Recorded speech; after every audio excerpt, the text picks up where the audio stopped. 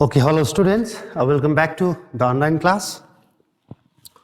So, in the last class, we have already started the theories regarding the origin of the state. I have already shown you that we have 4 theories. We have to go through the 4 theories. So, in the last class, we discussed about the divine right theory or the divine origin theory.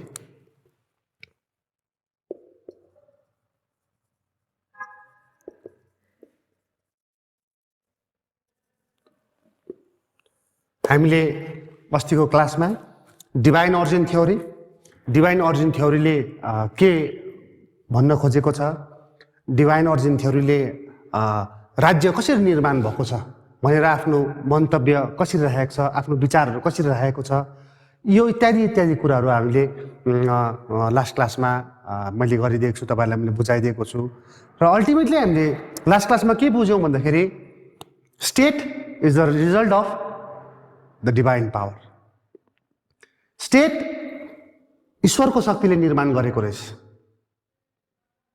भन्ने कुराहरू हामीले divine origin थ्योरीमा बुझ्यौं। र आज विशेष गरेर तिमीहरूलाई म यो रहेका रिमेनिङ 3 थ्योरीजहरु म एब्रिभिएसनमा अथवा तिमीहरूलाई म छोटकरीमा बुझाउन चाहन्छु। किनभनेदेखि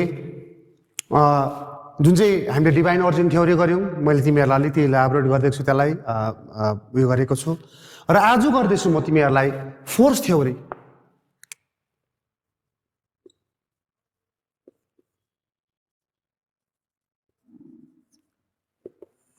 फोर्स थ्योरी भन्ने बित्तिकै हामीले शक्तिको सिद्धान्त अथवा शक्ति प्रयोगको सिद्धान्त यो बुझ्नुपर्छ हामीले। अब यो फोर्स थ्योरीले राज्य कसरी निर्माण भयो त, how state came into existence, how state firmed, यो कुरोलाई राज्य निर्माण कसरी भएको छ, राज्य कसरी बनियो त, यो कुरालाई फोर्स थ्योरीको सिद्धान्तले कुन चाहिँ नजरले हेर्छ, कुन चाहिँ विचारले हेर्छ, उनका हेराइहरू कस्ता छन्, अनि फोर्स थ्योरीले के भन्न चाहेको छ, राज्यको निर्माण कसरी कुन चाहिँ ढाँचामा भयो त, कुन चाहिँ तरिकामा बनियो, कस्तो प्रकारले बनिएको छ राज्य, यो कुराहरुमा आज हामी तर्क गर्नेछौं, यो कुरामा हामी डिबेट गर्नेछौं। फोर्स थ्योरीले राज्यको निर्माण विषयमा उसको मन्तव्य, उसको ओपिनियन कस्तो छ भन्दाखेरि state is not the result of divine power. राज्य डिभाइन पावरले गर्दा अथवा दैविक चमत्कारले गर्दा बनिएको होइन। अरे राज्य सोशल कन्ट्र्याक्ट भएर अथवा सामाजिक एकीकरण भएर पनि भएको होइन रे। राज्य इभोल्युसन हुँदै हुँदै परिवर्तन हुँदै हुँदै पनि भएको होइन रे। तर राज्यको निर्माण चाहिँ केवल शक्ति प्रयोग गरेर मात्रै राज्यको निर्माण भएको अरे। It should be noted, the point should be noted. According to the force theory, state is not the result of the divine power, nor it is the result of the social contract among the people. Neither it is the result of the process of evolution, but ultimately state is only the result of force. अब यो कुरोलाई support गर्ने force थ्योरीका थुप्रै दार्शनिकहरू छन्, थुप्रै फिलोसोफरहरू छन्। म तिमीहरूलाई 2-3 जना फिलोसोफरहरूको नाम दिँदैछु, जो फिलोसोफर्सहरू चाहिँ, जो दार्शनिकहरू चाहिँ फोर्स थ्योरीका सपोर्टरहरू थिए, फोर्स थ्योरीका सपोर्टर फलोवर्स अथवा सपोर्टर्सहरू थिए, जसले सहयोग पुर्याएको थियो फोर्स थ्योरीलाई। उनीहरूमध्ये एक नम्बरमा David Hume, David DAVID, David Hume, HUME, Hume. He was the supporter of the force theory. Number 2 is Leacock. उनी पनि फोर्स थ्योरीका सपोर्टर्स थिए. अनि 3 number Jenks, JENKS, Jenks. So David Hume, Leacock, Jenks were the supporter of the force theory. अब force थ्योरीले भन्दैछ शक्ति प्रयोग गरेर मात्रै राज्यको निर्माण भएको अरे भन्दैछ भनेपछि हामी बुझ्नुपर्छ अब कुन चाहिँ परिप्रेक्ष्यमा चाहिँ शक्ति प्रयोग गरेर चाहिँ राज्यको निर्माण भएको रहेछ भन्ने कुराहरूलाई भन्ने तथ्यहरूलाई हामी यो माथि प्रकाश गर्दै हामी यो फोर्स थ्योरी बुझ्ने प्रचेष्टा गर्नेछौँ. This force theory is based on analysis of human nature. यो फोर्स थ्योरी ह्युमन नेचरसँग सम्बन्धित छ. ह्युमन नेचरदेखिसँग सम्बन्धित भएको कारणले गर्दाखेरि, मानव प्रविधिसँग सम्बन्धित भएको कारणले गर्दाखेरि हाम्रो प्राचीन कालमा in the primitive times, if you have a look on the primitive society, पौराणिक तपाईँको समाजहरू, सोसाइटीहरू तपाईँले फ्ल्यासब्याकमा गएर हेर्नुभयो भने, तपाईँले इतिहास पढ्नु भएको छ, इतिहासमा गएर तपाईँले फ्ल्यासब्याकमा जानुहोस्, तपाईँले इतिहास हेर्नुभयो भने society was divided into different classes. थुप्रो क्लासमा, थुप्रो ग्रुप्समा अनि थुप्रो ट्राइब्सहरूमा हाम्रो सोसाइटी, हाम्रो समाज विभाजित छन्. यदि तपाईँले इतिहास पल्टाएर हेर्नुहुन्छ भने मानव प्रविधिसँग सम्बन्धित जुन चाहिँ यो फोर्स थ्योरी छ, फोर्स थ्योरीले यसरी एक्सप्लेन गर्दैछ कि प्रिमिटिभ टाइममा हाम्रो सोसाइटी थुप्रो थुप्रो क्लाससँग विभाजित भएका थिए. The society was divided into different classes, groups and tribes. अब सोसाइटी थुप्रो ट्राइब्समा, थुप्रो क्लासेसमा, थुप्रो ग्रुपमा विभाजन हुनु भनेको ड्युरिङ द्याट टाइम यही ग्रुपले गर्दाखेरि, यही ट्राइबले गर्दाखेरि, यही क्लासले गर्दाखेरि द बिग क्वेसन अराइजेस. ठुलो एउटा क्वेसन अराइज हुन्छ जसले फोर्स प्रयोग गरेर, शक्ति प्रयोग गरेर राज्यको निर्माण भएको भन्ने एउटा प्रमाण पनि गर्छ.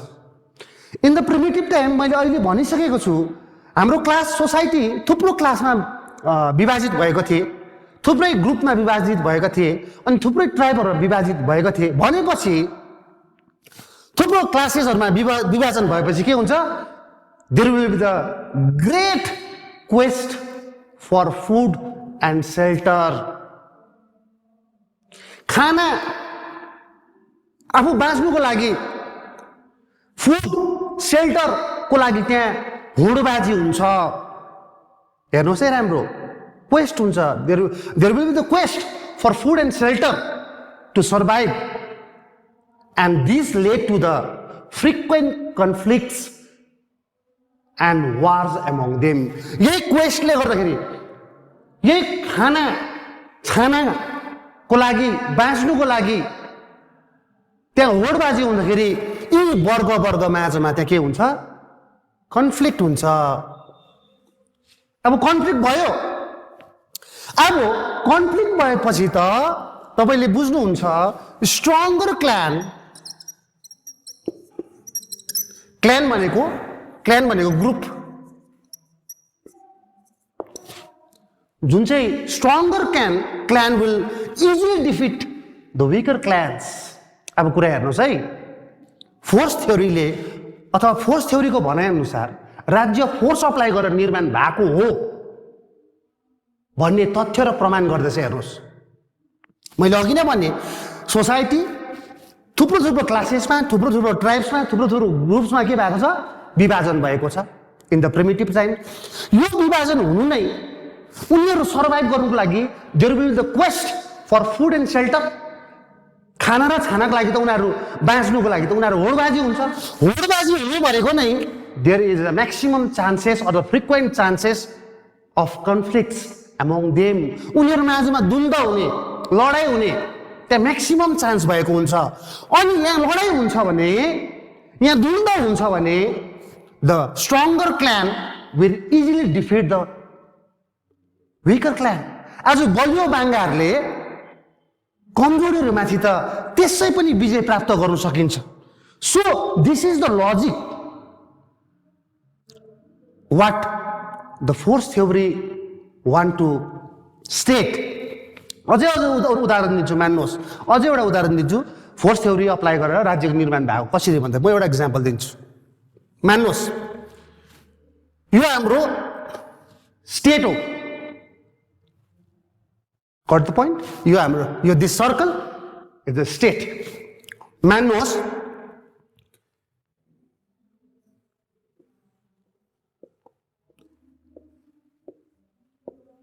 लो अब यो हाम्रो स्टेट हो यो this circle is a state हेर्नु है अब यो सर्कल स्टेट हो भनेदेखि यहाँ तपाईको स्ट्रङ्गर क्ल्यान छ बलियो बाङ्गाहरू छ बलियो बाङ्गाहरू चाहिँ or rest all are the weaker clans उनीहरू कमजोर छन् अब यो स्ट्रङ्गर क्ल्यानले यो बलियो बाङ्गाहरूले शक्ति प्रयोग गरेर फोर्स अप्लाई गरेर यो माथि स्ट्रङ्गर क्ल्यानले यसलाई के गर्छ आफ्नो अधीनमा ल्याउँछ अब अधीनमा ल्याएपछि उनीहरूको अधीनमा आयो भनेपछि दिस टु पार्ट्स यो दुईटा पार्ट एउटै भयो उनीहरूको अधीनमा यो छ यो स्ट्रङ्गर क्ल्यानले फेरि यो सेक्सनलाई के गर्छ अधीनमा पार्छ जितेर अब यो पार्ट कसको भयो स्ट्रङ्गर क्ल्यानको भयो अल्टिमेटली यसरी अरूमाथि विजय प्राप्त गर्दा गर्दै जब एन्टायर स्टेट एन्टायर टेरिटोरीमै उनीहरूले अधीनमा पार्छ त्यति बेला राज्य निर्माण भएको अरे भनेर फोर्स थ्योरीले भन्छ so according to the force theory state is not the result of the divine right or the divine power according to the force theory state is not the result of the social contract among the people according to the force theory state is not the result of the process of evolution but ultimately state came into existence only because of applying force in this way how the stronger clan started to apply the force upon the weaker clans here the logic is here the main theme is the stronger clan started to apply force upon the weaker section of the people शक्ति प्रयोग गरेर नै entire territory नै उनीहरूले आफ्नो कब्जामा पारेपछि मात्रै राज्यको निर्माण भएको अरे भन्छ so these are the basic things you should know so I have explained about the force theory regarding the origin of the state so according to the force theory the state is only the result of the force not by divine power not by social contract not by the process of evolution here the main theme here the main focal point is force how force कहाँबाट सुरु भयो त even मैले अघि नै भनेको छु in the primitive times हाम्रो सोसाइटीमा थुप्रो क्लास वर्गहरू थियो ट्राइब्सहरू थियो ट्राइबलहरू थियो ग्रुप्सहरू थियो अब त्यहाँ थुप्रो ग्रुपहरू हुँदा के हुन्छ त्यहाँ के हुन्छ there will the quest for food and shelter and each and every person want to survive so to survive हुनुको लागि यही ग्रुपहरू के हुन्छ त्यहाँ होडबाजी हुँदाखेरि that simply led to the frequent conflicts among them so due to the conflicts due to the use of power ultimately state came into existence so these are the basic things which I have explained today so please go through your textbook जसले तिमीहरूको text book किनेको छैनौ तिमीले तत्काल मैले तिमीहरूलाई text book किन्नु भनेको छु र टेक्स्ट बुक तपाईँहरूले हामीले चलाउँदैछौँ डक्टर मिलन तामाङ सरको हामीले टेक्स्ट बुक चलाउँदैछौँ which will be very easier for which will be very supportive for our students so तिमीहरूले जसले टेक्स्ट बुक किनेको छैन please buy it from the bazaar, buy it from the market. If you want address, I have got address, just give me a call, I will tell you the address. So जसले यो force theory हेऱ्यौ जसले यो force थ्योरीलाई बुझ्यौ तिमीहरू कृपया गरेर text बुकतिर पनि जानु भन्ने म तिमीहरूलाई आग्रह गर्दैछु तिमीहरूलाई म सजेस्ट गर्दैछु थ्याङ्क यू बोइज